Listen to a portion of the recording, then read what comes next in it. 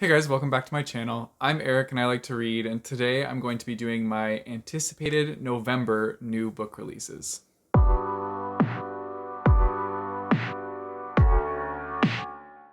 So, as I said, these are all books that are coming out in November, and I'm excited for some of these. Some of these I wanted to mention because I know that some of you guys would be excited about these. And so, yeah, I've created a list of about 15 or so, which I'll go over.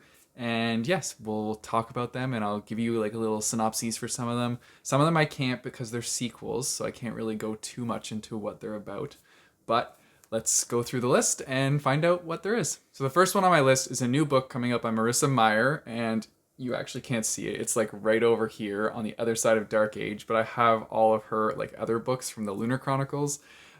This new book coming out is called Gilded, and I'm gonna read you guys a synopsis because it'll do better than I could at trying to like give you guys the synopsis. So it says, long ago, cursed by the god of lies, a poor miller's daughter has developed a talent for spinning stories that are fantastical and spellbinding and entirely untrue, or so everyone believes.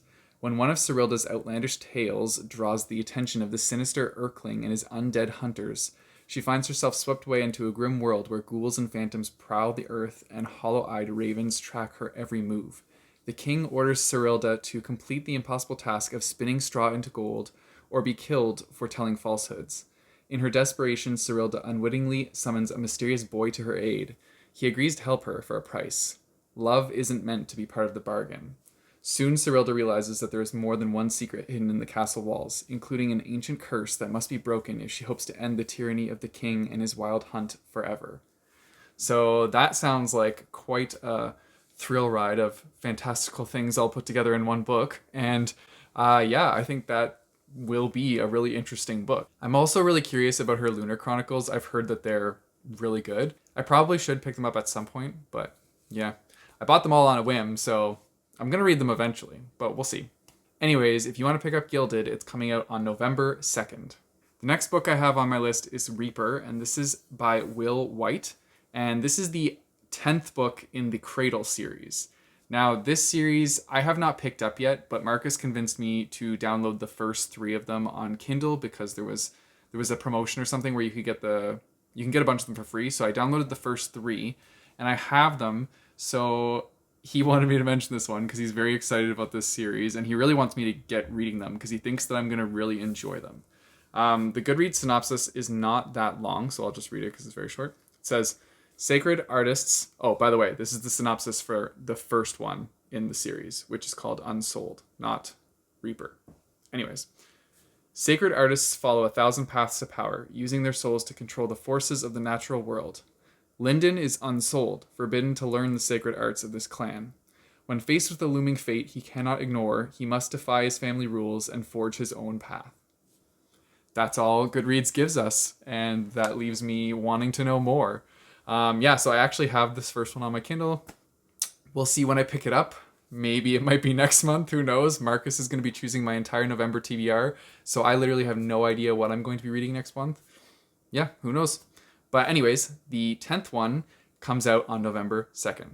The next one I have on my list is called All Her Little Secrets by Wanda M. Morris, and so I'll try and give you guys the synopsis this time from my memory. This one is about a young woman who is a lawyer at a firm and she is dating her boss. And so she goes one night to meet up with her boss, his name is Michael, and ends up finding him dead in his apartment. And so what does she do? She immediately walks away, gets away from the situation because she has somewhat of a past that she doesn't want brought into the spotlight. But then the company ends up promoting her into her boss's job, and so that's very convenient, but then things start to get unraveled as detectives are looking into the murder of her boss and potentially finding out their secret relationship that they had in the background. And so, yeah, her world is going to potentially get turned upside down. We don't know what's going to happen. But yeah, it sounds like an interesting kind of like legal thriller. And so that one's going to be coming out on November 2nd as well. Another one I'm excited for is A Psalm of Storms and Silence by Roseanne Brown. So this is actually the sequel of A Song of Wraith and Ruin, and I actually picked this one up on my birthday. I was given this as a gift, And so I showed it in my birthday book haul and I gave a synopsis of it there. So I won't jump into a synopsis for it in this one, but this sequel is coming out on November 2nd and the cover looks stunning, just like the first one. I'm pretty excited. I still haven't even read the first one, but like I'm already excited for the sequel. I don't know. I just have a feeling that this is going to be like a good book series, and so I'm pumped. This next one sounds like it's going to break my heart, but I'm also ready for it. And that's called You've Reached Sam by Dustin Tao, I believe is how you say his last name. So this is about a girl named Julie. She's 17. She's getting prepared to move out of her small town with her boyfriend Sam, and they're going to go away. She's going to enjoy college in the city and then visit Japan in the summer. But then Sam dies. And so Julie's just kind of left with like nothing because her whole life she had planned out with her boyfriend and then he just died. And so now she's devastated. She's doing everything she can to like wash away the memories of Sam because she like can't handle the pain. But then she reads a message that he wrote in her yearbook, which really like brought back a lot of memories. And so she tries calling his phone because she just wants to hear his voice one more time, but he ends up picking up. And so then she starts having these phone conversations with her dead boyfriend, Sam. And it kind of goes from there. I think the book's going to deal with a lot of heavy topics, obviously. But yeah, so she's interacting with Sam while witnessing a world where Sam's no longer in it and seeing like his family and everybody who are still grieving and going through this process while she's trying to hide the fact that she's still talking to him on a cell phone, but like he's not here. I think it's an interesting concept, and I think it's going to be a very emotional book, and the cover's also very stunning. So yeah, I am pretty excited for this one. This one comes out on November 9th. The next book I have will be a quick mention, and that is The Fall of Babel by Josiah Bancroft. The series is called The Books of Babel, but Senlin Ascends is the first one, and this is the fourth one. So this one is coming out on November 9th as well. And Marcus gave me a quick synopsis, which I will give to you guys. And essentially, it is a man and his wife go on their honeymoon, but she gets lost in a tower, and so he is trying to find her in this tower, but like every floor is very different. And yeah, it's him journeying through trying to find his wife. That's like a very quick synopsis of this series. But anyways, this is the fourth one that's coming out on November 9th. So yeah, looks like a cool series. I know a lot of people are probably very excited about this. I've seen lots of people talking about this series on BookTube. So yeah, I know a lot of people are going to be very pumped. Then we have Aurora's End by Jay Kristoff and Amy Kaufman. So I've actually read the first book in this series, which is Aurora Rising. And I really liked that book. I'm pretty sure I gave it a 5 out of 5 stars. Like, it was fantastic. So I'm really excited. I don't want to get too much into it because, yeah, I want to dive back into this series really bad. And yeah, it just gives me like found family vibes and fun like space adventures. I can't say much more. All I can say is the first book was really good. So I'm really looking forward to reading the second and now the third one. Also coming out on November 9th, we have All of Us Villains by Amanda Foody. I love that last name, by the way. That's so cool.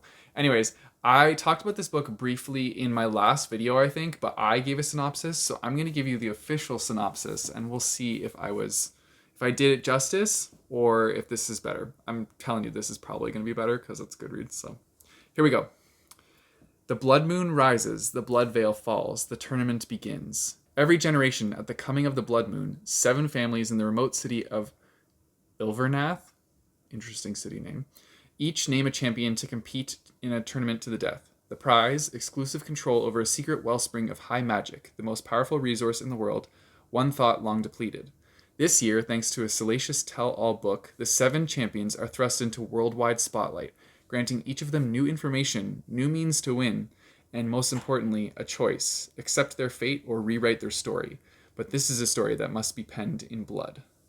So that sounds awesome. I know that Marcus already read it and he enjoyed it. And he thinks that I would really enjoy it too. And I think I would really enjoy it. Like, that sounds really cool. Yeah, sounds exactly like the type of book I would read. So I'm excited about this one. And it's going to be available on November 9th. Then coming up on November 11th, we have The Bone Shard Emperor, and this is the sequel to The Bone Shard Daughter.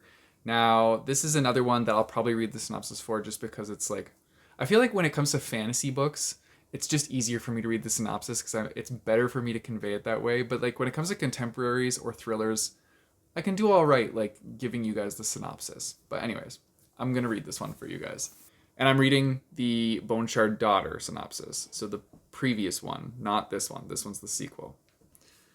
So, the Emperor's reign has lasted for decades, his mastery of bone shard magic powering the animal-like constructs that maintain law and order. But now his rule is failing, and revolution is sweeping across the Empire's many islands. Lynn is the Emperor's daughter, and spends her days trapped in a palace of locked doors and dark secrets. When her father refuses to recognize her as heir to the throne, she vows to prove her worth by mastering the forbidden art of bone shard magic.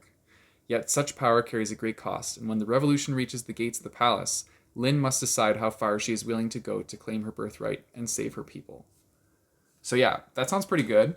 I obviously have to read the first one to get to this second one here, but like that does sound very intriguing. Bone Shard Magic, that's a new one. So yeah, sounds like a good series, and I'll have to check it out. Then this is another quick shout out. This is coming out on November 16th, and this is Our Violent Ends by Chloe Gong.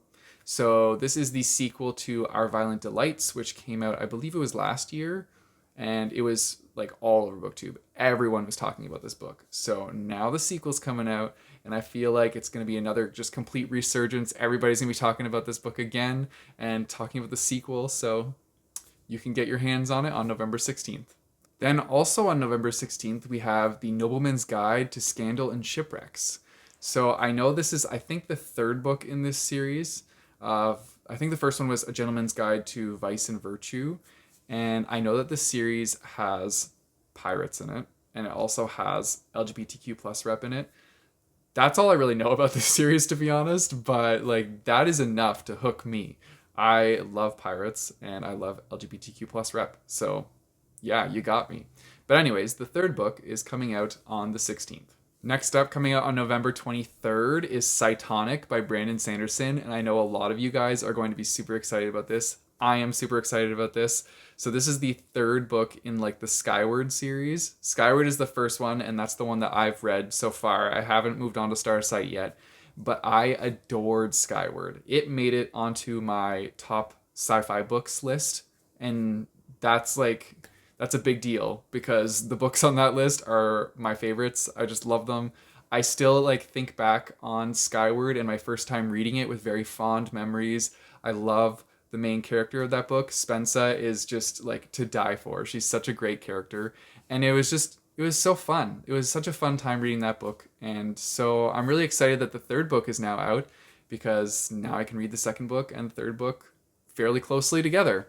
And yeah, but I'm really looking forward to jumping back into that world and see what happens with all the characters that I fell in love with the first time I read it. And for any of you that don't know, in Skyward, in the first book, it's following a main character named Spensa who is going into a flight school, and she's trying to prove herself because her father was a pilot for their like colony, and he kind of like went against all the other pilots in some sort of like situation when they were out in the field, and it kind of made him look like a coward, and then he ended up dying.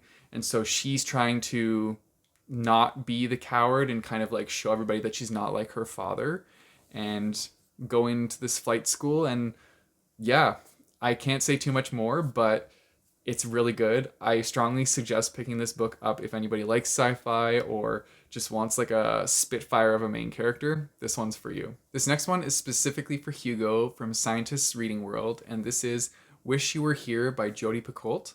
So I know that he really loves this author, and she's coming out with this new book on November 30th.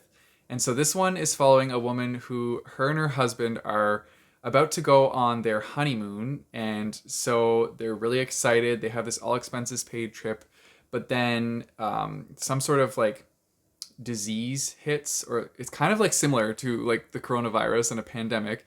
And so the husband is like, well, I work at the hospital, so I have to be here. I'm on call now. Like I can't leave on my honeymoon, but you should go on the trip. And so she ends up going on the trip because it's already like all expenses paid. They can't get their money back. So she goes on the trip by herself, but then ends up getting trapped at this place because it gets quarantined. And so she's stuck in this remote area. And so she has to kind of learn to adapt, but she makes friends with like local families there. And so it's like a book where she like learns a lot about herself because she has to go through all these things and kind of just figure out like how to get by day to day while being quarantined somewhere like away from her total normal life. So it sounds pretty interesting, and I think Hugo will like this. My mom is also a very big fan of this author, so I'm sure that she will be keeping her eyes peeled for it as well. The next one on the list is You'll Be the Death of Me by Karen M. McManus. And so I actually have an arc of this I have on NetGalley, so I have to read this soon. But I've read some of her previous books, and I would say that Karen M. McManus is like hit or miss. I enjoyed The Cousins. I also enjoyed One of Us is Lying. I feel like her thrillers are a little predictable, or at least like I find them to be easy to predict. I don't know if it's just like my weird brain figuring them out. But anyways, I'll read the synopsis of this one for us. So it says, Ivy, Mateo, and Cal used to be close. Now all they have in common is Carlton High and the beginning of a very bad day. Type A, Ivy, lost a student council election to the class clown, and now she has to face the school humiliated. Heartthrob Mateo is burned out, but he's been working 2 jobs since his family's business failed. And outsider Cal just got stood up again. So when Cal pulls into campus late for class and runs into Ivy and Mateo, it seems like the perfect opportunity to turn a bad day around. They'll ditch and go into the city, just the 3 of them like old times, except they've barely left the parking lot before they run out of things to say, until they spot another Carleton High School student skipping school and follow him to the scene of his own murder. In one chance move, their day turns from dull to deadly, and it's about to get worse. It turns out Ivy, Mateo, and Cal still have some things in common. They all have a connection to the dead kid, and they're all hiding something. Now they're all wondering, could it be that their chance reconnection wasn't by chance after all? So yeah, that sounds pretty interesting. It sounds kind of like a classic Karen M. McManus thriller. I'm intrigued to read it and find out where it takes me, and we'll see if it surprises me this time. And the last one on my list is called King of Battle and Blood by Scarlett St. Clair. So this one is following a main character whose name is Isolde, I think is how you say that.